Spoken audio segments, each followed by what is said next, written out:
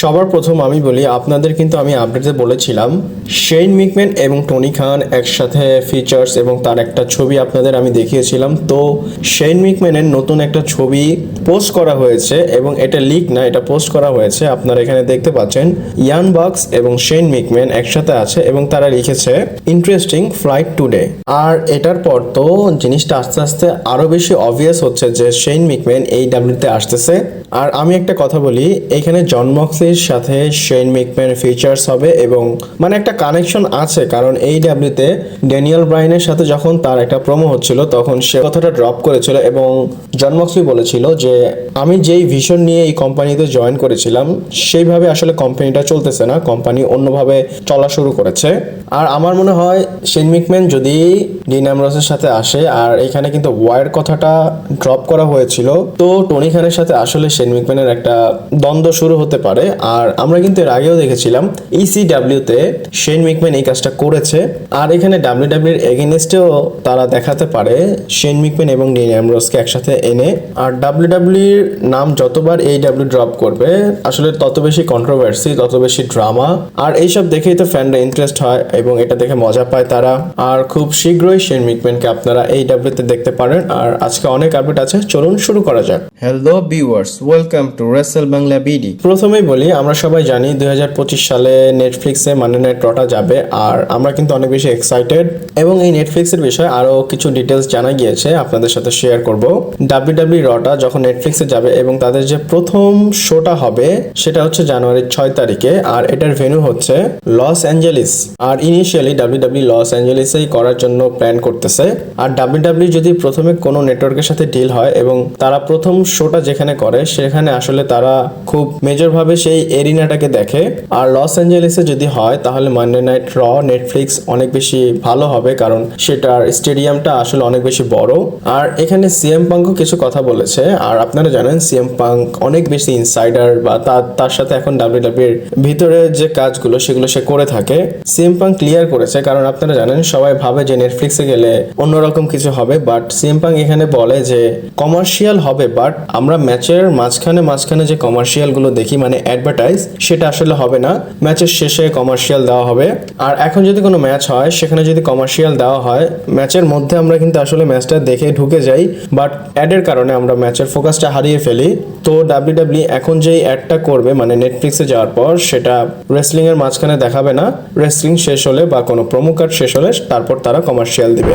Next যেটা বলবো, leave মর্গানের আসলে ঘরের মধ্যে ছোট ছোট ডার্টি ডমের অনেক বেশি চাহিদা, কারণ সে একটা ইন্টারভিউতে বলে, মানে তাকে ইন্টারভিউতে কোশ্চেন করা হয় যে ডার্টি ডমের মধ্যে যদি বাচ্চা কাচ্চা তোমার রুমে থাকে বা গিজগিজ করে তোমার কেমন লাগবে, তো সে বলে ওয়াও, আমার তো এটা অনেক ভালো লাগবে এবং এটা দেখতে অনেক বেশি কিউট হবে। এবং সে বলে যে আস্তে আস্তে চলতেছে সবকিছু, বাট সামনে গিয়ে আমরা এটা নিয়ে বা দেখা যাবে কি হয়। আমার মনে হয় লিভ মর্গান এই আইডিয়াটাকে নিয়ে অনেক বেশি ওপেন, সে চাইলে এই জিনিসটা ডাব্লিউডাব্লিউর কাছে পিচ করতে পারে। আর লিভ মর্গান এবং ডমিনিক মিস্টেরিও সবসময় ক্লোজলি থাকে, তারা ডাব্লিউডাব্লিউর প্রোডাক্টে কি হচ্ছে না হচ্ছে সেটা দেখে না, তাদের যে প্রেম প্রীতি সেটা তারা করেই থাকে।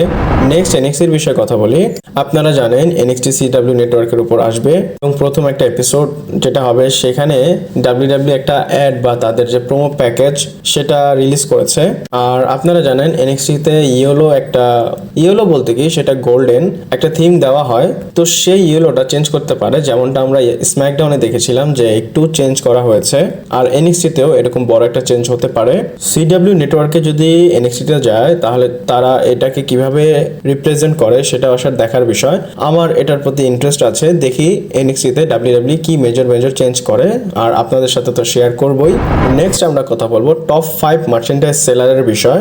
আর এই সময় টপ 5-এ কারা আছে আপনারা দেখতে পাচ্ছেন। আর আগেই বলে রাখি জেউসোর জন্য একটা সেলুট। আর সেলুটটা কেন দিলাম, প্রথমেই রোমান রিন্সের ওটিসি টি শার্টটা আছে, তারপর জেউসো, দেন জন সিনা। আর আপনারা একটা আবার চিন্তা করেন টপ 5-এর মধ্যে 3টা মার্চেন্ডাইজ একজনই সেল করতেছে। আমরা সবসময় কোরিডোরসকে অ্যাপ্রিসিয়েট করি যে সে কোম্পানির অনেক বেশি মার্কেটিং করে থাকে এবং সে অনেক বেশি মার্চ সেল করে, বাট এখানে জেউসো কিন্তু সেই কাজটা করতেছে, কারণ জেউসো 3টা স্পটই অলরেডি দখল করে নিয়েছে। এরপর গাইস রতে ডাব্লিউডাব্লিউ একটা ভিডিও প্যাকেজ নিয়ে এসেছিল এবং সেই ভিডিওটা কিন্তু অনেক কিছু টিজ করেছে এবং সেটা যে ভাইকিং রেডার্স সেটা সবাই জানে। এবং এটার বিষয়ে আরেকটু কনফার্ম হয়ে জানা গিয়েছে যে যে খুব তাড়াতাড়ি ভাইকিং রেডার্স ডাব্লিউডাব্লিউতে চলে আসতেছে। আপনারা জানেন ভাইকিং রেডার্সে আইবার এবং এরিক একসাথেই ট্যাগ টিম পার্টনার, আর এইখানে তাদের নামটা চেঞ্জ হবে, ভাইকিং রেডার্স না, ওয়ার রেডার্স। আর ওয়ার রেডার্সটা কিন্তু এনএক্সটিতে নাম দেওয়া হয়েছিল তাদের। আর আমি বলবো এই যে ভাইকিং রেডার্স বা ওয়ার রেডার্স, তাদেরকে রিক প্যাকেজ আসলে করতেই থাকে ডাব্লিউডাব্লিউ, বাট তাদেরকে ওইভাবে পুশ করা হয় না। আর আপনারা যদি তাদের পুশের বিষয়টা দেখেন, এনএক্সটিতে তাদের খুব ভালো পুশ করা হয়েছিল, বাট মেইন রস্টারে এনে তাদেরকে আসলে নষ্ট করে দেওয়া হয়েছে। এরপর গাইস রিকোশে একটা স্টেটমেন্ট দিয়েছে যেটা অনেক বেশি কন্ট্রোভার্সিয়াল হয়ে গিয়েছে। সে বলে যে অল এলিট রেসলিং এই সময় যদি থাকতো যখন আমি ডাব্লিউডাব্লিউতে সাইন হয়েছিলাম, তাহলে আমি হয়তো ডাব্লিউডাব্লিউতে আসতামই না, আমি প্রথমেই অল এলিট রেসলিংয়ে চলে আসতাম। সে বলে যে ওই টাইমে সুজারো, স্যামি জেন, ফিন বেলার, নাকামোরা এরা সবাই ছিল। আমার তাদেরকে দেখে অনেক বেশি ইন্টারেস্ট লেগেছে যে এনএক্সটিতে আসলে আমি যাই। কিন্তু জানেন আপনারা তারপর তার সাথে কি হয়েছে। বাট এখন অল এলিট রেসলিংয়ে সেই যে একটা হাইপ তৈরি করেছে সেটা কিন্তু রিকোশের দিকেই যাচ্ছে, মানে রিকোশেকে সবাই পছন্দ করতেছে। এবং সেটাও বলে আমি হয়তো সব সময়ের জন্য অল এলিট রেসলিংয়েই থাকবো। আর অবভিয়াসলি এসব কথা বলার পর টুইটারে অনেক ফ্যানরা ডাব্লিউডাব্লিউ এবং এইডাব্লিউর যে ফ্যান আছে তারা আসলে ঝগড়া এবং রিটুইট করা শুরু করে দিয়েছে। এরপর আপনাদের একটা পোস্টার দেখায়, আর সামার স্ল্যাম যে 2 নাইটস হবে সেটা তো আমি আপনাদের বলেছিলাম। তো ডাব্লিউডাব্লিউ অফিসিয়ালি তাদের পোস্টার পোস্ট করেছে, আর এটা 2025 সালের যে সামার স্ল্যাম সেটার কথা বলতেছি। অগস্টের 2 তারিখ এবং 3 তারিখে সামার স্ল্যাম 2 নাইটস হবে। আর সামার স্ল্যাম 2 নাইটস হবে এটা আমার কাছে ভালো লেগেছে, কারণ রেসলম্যানিয়া যখন 2 নাইটস করা হয়েছিল, প্রথম শোটা শেষ হওয়ার পর, মানে প্রথম নাইটটা যখন শেষ হতো, সেকেন্ড নাইটের জন্য কিন্তু অনেক বেশি এক্সাইটমেন্ট হয়ে যায় সবাই, পার্সোনালি আমিও। তো সেম জিনিসটা সামার স্ল্যামও হতে পারে। আর এখানে ডাব্লিউডাব্লিউ ব্যাঙ্গার টাইপের একটা কিছু করেছে। এখানে কার্ডি বি যে কিনা গান টান গায়, তার সাথে কোলাপ করে তারা এই পোস্টারটা এবং এইটা ভিডিও প্যাকেজটা পোস্ট করেছে। তার সাথে বিয়াঙ্কা ব্লেয়ারও আছে, এবং সেই কিন্তু ফোন করে অফিসিয়ালি বলতেছে বিয়াঙ্কা ব্লেয়ারকে যে সামার স্ল্যাম 2 নাইটসের হবে। আর সামার স্ল্যামকে কিন্তু ডাব্লিউডাব্লিউ বড় একটা পেপার ভিউ হিসাবে দেখে। তো এখানে ডাব্লিউডাব্লিউ খুব ভালোভাবেই কাজ করবে। 2025 সালের সামার স্ল্যাম হয়তো আরো বেশি ইন্টারেস্টিং হবে দেখতে। এরপর যেটা বলবো হয়তো আপনাদের শুনে ভালো লাগবে, এটা হচ্ছে ব্রক লেসনারের বিষয়। আপনারা জানেন ব্রক লেসনারের বিষয়টা এখন অনেক বেশি ডিফারেন্ট। আগে কি ছিল, ব্রক লেসনার ডাব্লিউডাব্লিউতে না আসলে বাসায় থাকতো, হান্টিং করতো, শিকার করতো, এক্সেট্রা এক্সেট্রা। বাট এখন কিন্তু অন্যরকম। আপনারা জানেন ব্রক লেসনারের উপর একটা এলিগেশন এসেছে যেটার মেইন মাস্টারমাইন্ড ছিল ভেন্স ম্যাকম্যান। বাট নেটফ্লিক্সে ভেন্স ম্যাকম্যানের যে ডকুমেন্টারিটা এসেছিল সেখানে ভেন্স ম্যাকম্যানের এই যে মেইলি কাণ্ড, সেখানে কিন্তু ব্রক লেসনারের নামটা মেনশন করা হয়নি, সব দোষ আসলে ভেন্স ম্যাকম্যানকে দেওয়া হয়েছে।